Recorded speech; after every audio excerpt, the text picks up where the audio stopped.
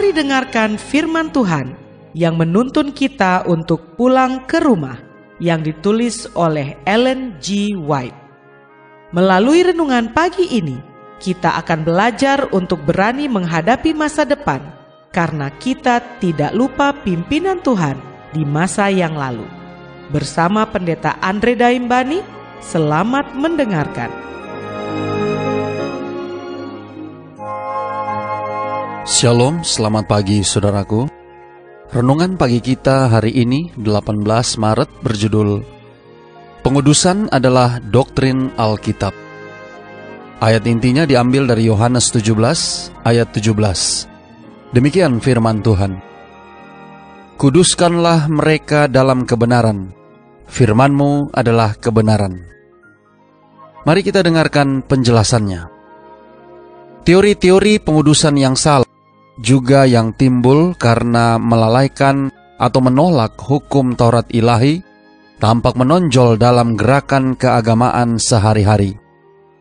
Teori-teori ini salah dalam doktrin dan berbahaya dalam akibat praktik sehari-hari.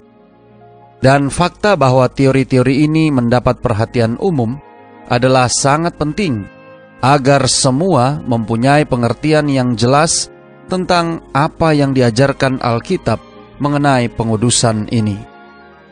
Pengudusan yang benar adalah doktrin Alkitab. Rasul Paulus dalam suratnya kepada jemaat di Tesalonika menyatakan, "Karena inilah kehendak Allah, pengudusanmu." Dan ia berdoa, "Semoga Allah damai sejahtera menguduskan kamu seluruhnya." Dicatat dalam 1 Tesalonika 4 ayat 3 dan 1 Tesalonika 5 ayat 23. Alkitab dengan jelas mengajarkan apa itu pengudusan dan bagaimana cara memperolehnya. Juru Selamat mendoakan murid-muridnya, "Kuduskanlah mereka dalam kebenaran, firman-Mu adalah kebenaran." Dicatat dalam Yohanes 17 ayat 17 dan 19. Dan Rasul Paulus mengajarkan bahwa orang-orang percaya akan disucikan oleh Roh Kudus. Dicatat dalam Roma 15 ayat 16. Apakah pekerjaan Roh Kudus itu?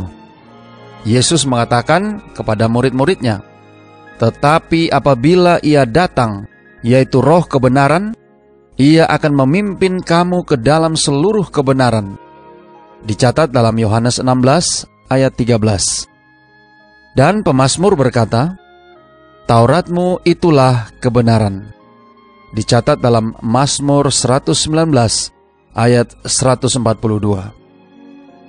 Melalui firman dan Roh Allah telah dibukakan kepada manusia prinsip-prinsip agung kebenaran yang terkandung di dalam hukum-Nya. Dan oleh karena hukum Allah adalah kudus, benar, dan baik, sebagai salinan kesempurnaan ilahi, maka tabiat yang dibentuk oleh karena penurutan kepada hukum itu juga adalah kudus. Kristus adalah contoh yang sempurna dari tabiat seperti itu. Ia berkata, "Aku menuruti perintah Bapa-Ku." Dicatat dalam Yohanes 15 ayat 10. "Aku senantiasa berbuat apa yang berkenan kepadanya." Dicatat dalam Yohanes 8 ayat 29.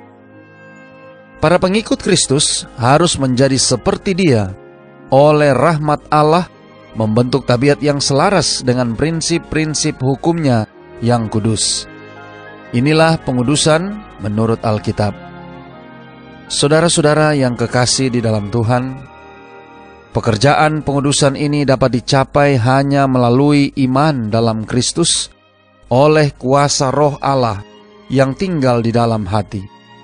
Rasul Paulus menasihati orang-orang percaya, "Hai saudara-saudara, tetaplah kerjakan keselamatanmu dengan takut dan gentar, karena Allah lah yang mengerjakan di dalam kamu, baik kemauan maupun pekerjaan menurut kerelaannya." Dicatat dalam Filipi 2 ayat 12 dan 13. Orang-orang Kristen akan merasakan dorongan-dorongan atau desakan-desakan dosa itu tetapi ia akan selalu berperang melawannya. Disinilah pertolongan Kristus diperlukan. Kelemahan manusia menjadi bersatu dengan kekuatan ilahi dan iman berseru, tetapi syukur kepada Allah yang telah memberikan kepada kita kemenangan oleh Yesus Kristus. Dicatat dalam 1 Korintus 15 ayat 57.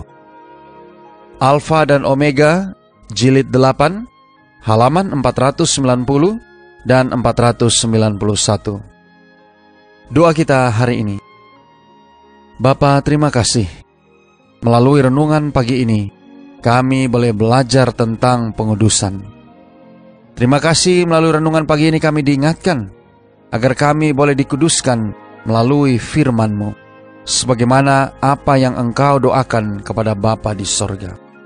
Tolong kami hari ini Bapa, biarlah dengan pertolongan kuasa Roh Kudus-Mu, kami boleh dapat disanggupkan untuk memahami firman yang sudah kami dengarkan pagi ini, sehingga kami boleh hidup menurut dengan apa yang Engkau perintahkan, seperti apa yang dicatat di dalam firman-Mu, karena firman-Mu adalah kebenaran.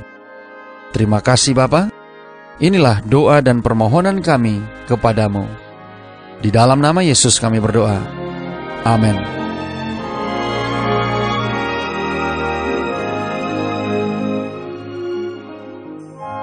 Demikianlah tadi pembahasan tentang pulang ke rumah. Semoga firman Tuhan hari ini dapat menjadi berkat bagi Anda. Sampai jumpa, Tuhan memberkati.